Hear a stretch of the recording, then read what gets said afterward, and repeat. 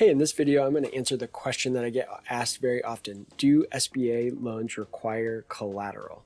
But first of all, I guess, who am I? What do I know about SBA loans? Well, I spent over a decade as the executive director of an SBA lender here in Indiana, and we made over 1,500 SBA loans during my time there. And today, I'm kind of on the other side here, helping people apply for loans. I'm not the lender anymore, but helping people apply for loans and specifically helping them create financial projections with my company, ProjectionHub. So we have a lot of experience helping people with SBA loans on kind of both sides of the table.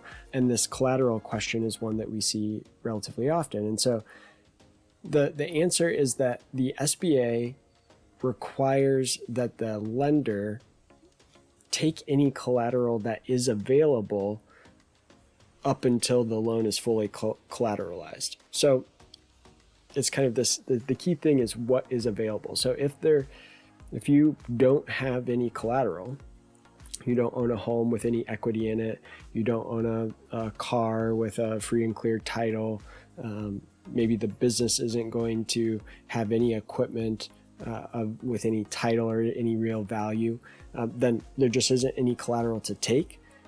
It's possible to then still get an SBA loan that is under collateralized. That is kind of why the SBA is there, or at least one of the pieces why the SBA is there, to help banks still get comfortable lending when there is not fully sufficient collateral.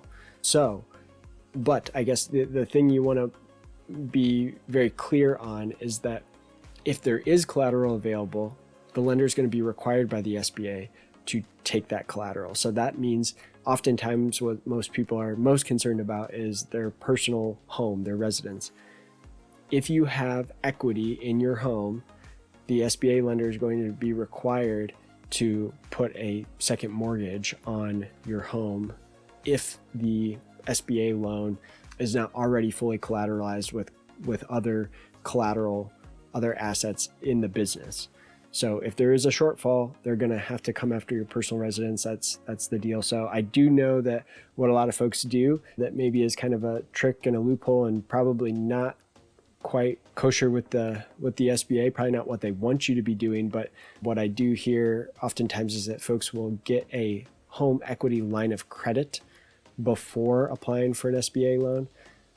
So they'll basically make it so that if they did have equity, they get a home equity line of credit to basically take that equity or tie that equity up so that then there is no equity in the home that's going to get tied to the SBA loan. There's no equity there, so they're not going to require putting a mortgage on it. So that's kind of the answer to that question. That's kind of a sort of yes, sort of no on the collateral requirements for SBA loans. If you have any questions about that, feel free to reach out to us at support@ProjectionHub.com.